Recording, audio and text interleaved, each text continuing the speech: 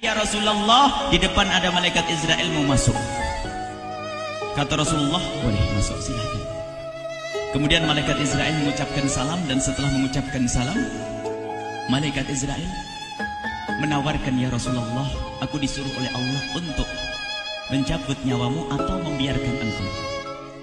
Dalam riwayat, aku disuruh oleh Allah untuk memberikan pilihan kepadamu, al-baqa' fid dunya, tetap di dunia, atau ar-rafiqal a'la, atau dengan Allah.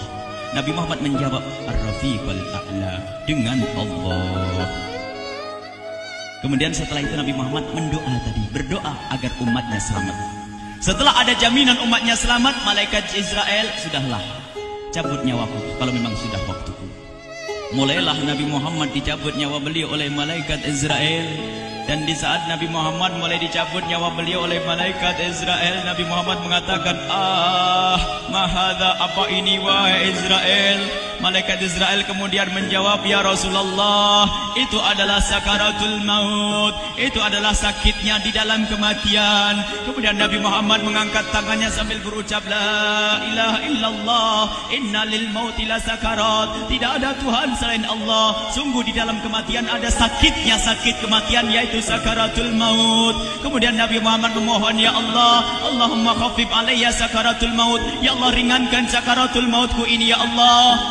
Dijawab oleh malaikat Israel, ya Rasulullah, itu sudah aku ringankan 70 kali. Nabi Muhammad menoleh, apa malaikat Israel? Sudah kau ringankan 70 kali keringanan? Iya ya Rasulullah, sungguh aku tidak pernah mencabut seorang hamba lebih lembut dari cara mencabut nyawamu. Ini sudah aku ringankan 70 kali. Setelah itu justru Nabi Muhammad menangis, Israel, 70 kali rasanya masih sakit. Iya ya Rasulullah, memang itu sakaratul maut. Lalu bagaimana engkau mencabut umatku, wahai Israel? Allah, yang diingat siapa? Umat. Kalau engkau mencabutku dengan ringan seperti ini masih sakit, bagaimana engkau mencabut umatku, ya Israel? Dijawab oleh malaikat Israel, umatmu manusia biasa, ya aku cabut. Ya Rasulullah, begitu saja. Ya sudah, begitu habis.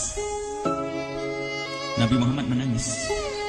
Tiba-tiba Nabi Muhammad mengangkat tangan dan memohon kepada Allah, Allah, Allah, inna lil mauti la syakarat, la ilaha illallah, inna lil mauti la sakarat, sungguh di dalam kematian ada sakaratul maut. Allahumma khaffif ala ummati sakarat maut, ya Allah, ringankan dari umatku sakaratul maut, wa thaqqil alayya, dan bebankan kepadaku. Sampai tidak sadar doanya Nabi Muhammad seperti itu, thaqqil alayya, itu doa cinta. Seorang ibu yang pernah punya anak, tuh lihat kalau doa Rasulullah ini masih dilakukan. Bagaimana Rasulullah bisa doa begitu? Itu bahasa cinta yang tidak bisa diterjemahkan dengan oleh akal. Seorang ibu kadang-kadang, ibu yang di belakang, ibu mau dikasih sakit oleh Allah? Mau, Bu? Ibu jauh sekali. Ibu mau dikasih sakit? Jawabnya tidak mau. Tapi suatu ketika seorang ibu melihat anaknya sakit, ngomong, sudahlah nak, jangan kamu yang sakit, biar ibu yang sakit. Ada atau tidak? Kenapa ngomong begitu? Itu bahasa cinta itu. Tidak rela kalau anak ini sakit, biar aku saja yang sakit. Itu yang dirasakan Rasulullah. Sakaratul maut begitu sakitnya, membayangkan betapa sakitnya umat Nabi Muhammad di saat dicabut nyawa beliau. Maka Rasulullah mengatakan, ya Allah, ringankan sakaratul maut dari umatku, bebankan kepadaku saja, ya Allah. Wala sawfa yu'tika fatarda. Permintaan Nabi Muhammad tidak ditolak oleh Allah, dikabul dan dikabul, wahai Muhammad. Sallu ala Nabi Muhammad. Dan benar, sakaratul maut kita ditahan oleh Rasulullah, ditanggung oleh Rasulullah, sehingga digambarkan oleh Imam Bukhari di saat Nabi Muhammad dicabut nyawa beliau, Siti Aisyah yang ada di situ. Rasulullah berada di pangkuan Siti Aisyah, yang saat itu Siti Aisyah melihat keringat dingin keluar dari kening Rasulullah. Siti Aisyah tidak pernah melihat keringat keluar seperti itu. Bahkan di saat dipegang kepala Rasulullah, panasnya melebihi dari panasnya orang biasa. Setiap kali ada kain dicelupkan di air, ditempelkan di kening kening Rasulullah langsung mengering. Saat itu Nabi Muhammad mengucapkan kalimat la ilaha illallah innal mauti lasakarat. Kemudian Nabi Muhammad berpesan dengan banyak pesan, dan di antara pesan Rasulullah adalah akri minni ala ummati salam, akri minni salam ala ummati wa ala man ittaba'ani wa ala man tabi'ani min ila yaumil qiyamati. Aku titip salam kepada umatku dan orang yang mengikutiku sampai hari kiamat. Sadari salam Rasulullah. Sebelum meninggal masih ingat titip salam. Salam kepada siapa? Bukan salam kepada siapa-siapa, tapi salam kepada kita. Maka mari kita mengucapkan salam kepada Rasulullah, karena Rasulullah sudah salam duluan kepada kita. Mari kita sejenak bersalam kepada Rasulullah dan hadirkan Rasulullah ada di mata kita dan di hati kita. Mari kita bersama-sama mengucapkan salam. Assalamualaikum ya Rasulullah. Assalamualaikum ya Rasulullah. Assalamualaikum ya Habiballah. Assalamualaikum ya Nabi Allah. Rasulullah mengucapkan salam untuk kita. Dan di saat itu Rasulullah keringat dingin keluar, maka oleh Siti Aisyah diusap. Oleh Siti Aisyah diusap, bayangkan saat itu Nabi Muhammad di pangkuan Siti Aisyah dan diusap oleh Siti Aisyah. Siti Aisyah berkata, keringat Rasulullah mengucur deras hingga aku usap, dan aku usap dengan tangannya Rasulullah. Diusap dengan tangannya Rasulullah. Siti Aisyah memegang tangan Rasulullah sendiri yang digunakan untuk mengusap keringat Rasulullah. Sahabat bertanya, Aisyah, kenapa harus dengan tangan Rasulullah tidak dengan tanganmu? Lihat jawab Siti Aisyah, karena tangan Rasulullah lebih lembut dari tanganku. Sallu ala Nabi Muhammad. Masih sempat nyanjung itu sahabat Nabi. Dalam keadaan begitu masih menyadari kelembutan tangan Rasulullah, jasad Rasulullah, kemuliaan Rasulullah sallallahu alaihi wasallam. Dan aku lebih menginginkan bahwasanya yang menyentuh jidat Nabi Muhammad adalah tangan yang paling mulia di dunia dan di akhirat. Siti Aisyah enggak berani menyentuhkan. Pengennya yang disentuhkan di kening Rasulullah adalah tangannya Rasulullah sallallahu alaihi wasallam. Kemudian setelah itu Nabi Muhammad merasakan sakit yang sangat untuk kita.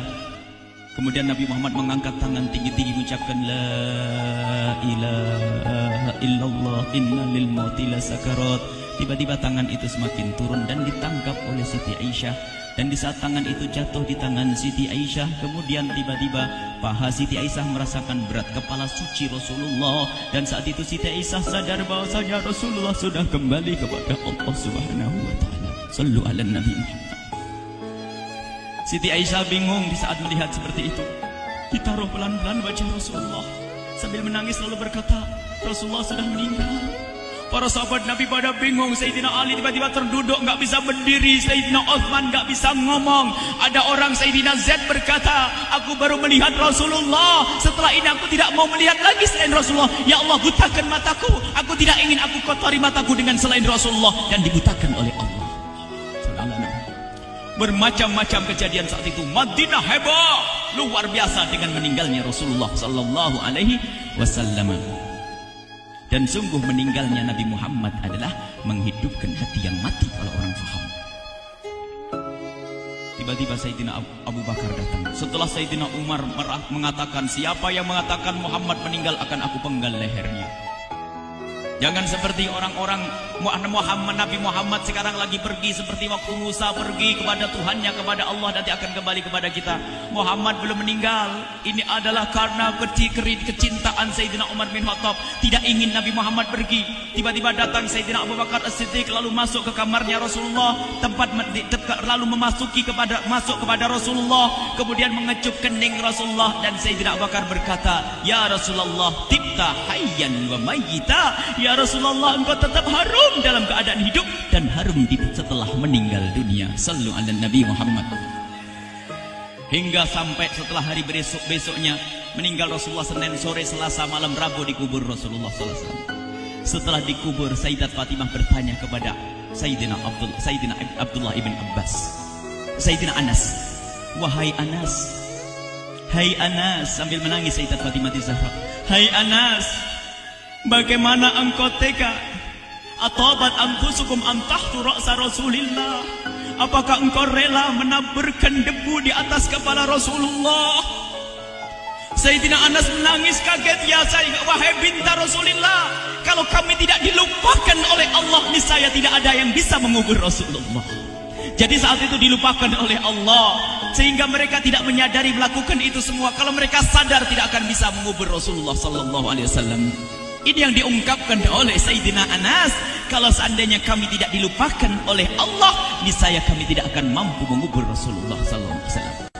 Kami yang hadir di sini, ya Allah, ingin senantiasa hadir di hati kami kekasih-Mu Nabi Muhammad. Maka kami mohon, ya Allah, jadikan kekasih-Mu Nabi Muhammad yang akan, ya Allah, yang akan mendampingi kami kelak saat Kau cabut nyawa kami, seperti yang Kau wahyukan kepada kekasih-Mu Nabi Muhammad. Wa absyiru bil jannati, semua hamba yang beriman akan menyaksikan surga, ya di saat dicabut nyawa mereka. Dan surga, di tempat surga itu yang paling mulia adalah Nabi Muhammad. Maka kami mohon, ya Allah, saat Kau cabut nyawa kami, ya Allah, hadirkan Nabi Muhammad di hati kami, ya Allah. Dan kami mohon, ya Allah, saat di alam barzah nanti, ya Allah, saat yang sangat mengerikan itu, ya Allah, kami mohon hadirkan kekasih-Mu Nabi Muhammad, sehingga kami tidak takut dan gentar lagi dengan malaikat mungkar nakir. Dan ya Allah, kami mohon di saat di padang mahsyar nanti, ya Allah, hadirkan kekasih-Mu Nabi Muhammad. Jadikanlah kekasih-Mu Nabi Muhammad yang akan menemani kami dan akan membonceng kami, membawa kami ke telaga Kausar.